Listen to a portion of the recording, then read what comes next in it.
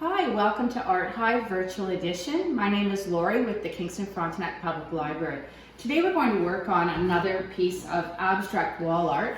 In this piece, all you're going to need is some rope that you can get from any local craft store, a canvas, and some paint. In this piece, I used a really neutral color scheme and I highlighted it with gold paint.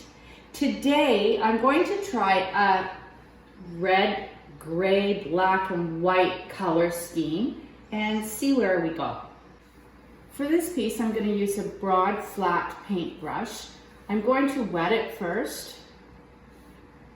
And then I'm going to start with the lightest colors, so white being the lightest that I've got. You want to use the white on your white canvas to give it a little bit of texture, and it will help us to be able to blend the other colors into it. With a piece of canvas, if you don't want to frame it, then you need to paint over the edges with each color that you're using on the top of the canvas. So I've put my white on, and I will be returning to add more white as the process goes on, but now I'm going to blend a little bit of red with white and start to move into the red tone that I'm going to introduce to the canvas.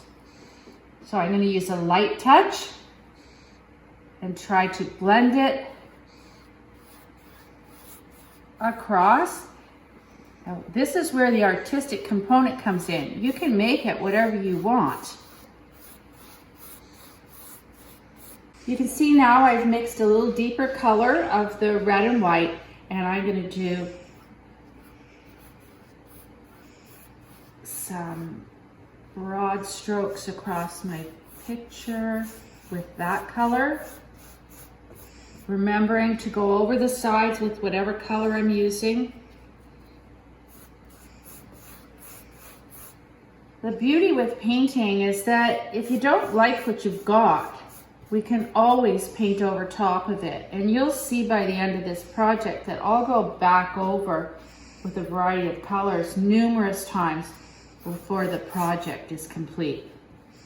So I'd like to blend this brighter color a little better, and so I'm going to dip my paintbrush into the water and put lots of water on it, and that will help to soften the edges and make the blend a little more gradual.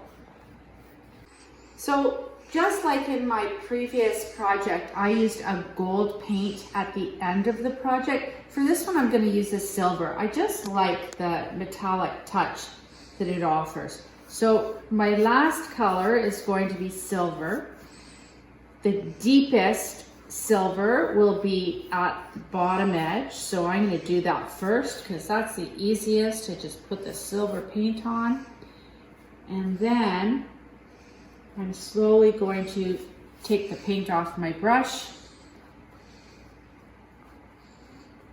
and I'll dab that on a paper towel a bit so that I get less paint on my brush and begin to bring the silver into the red. So I'm introducing the red color, and I've already completed the silver and the pink. So I'm going back and putting the red in between those two colors and trying to come up with a nice blend from the brighter red into the silver. Remember, I can use water to make that blend better. I can also add, after a little bit of drying, more white to help with the blending. So I'm just finishing up, and I'm going over areas like this where I see that a brush mark has ended. You don't want to have those harsh brush marks, so I'm just going through and removing those. I do like that I have the bold color down here very randomly, and so I'm going to leave that as is.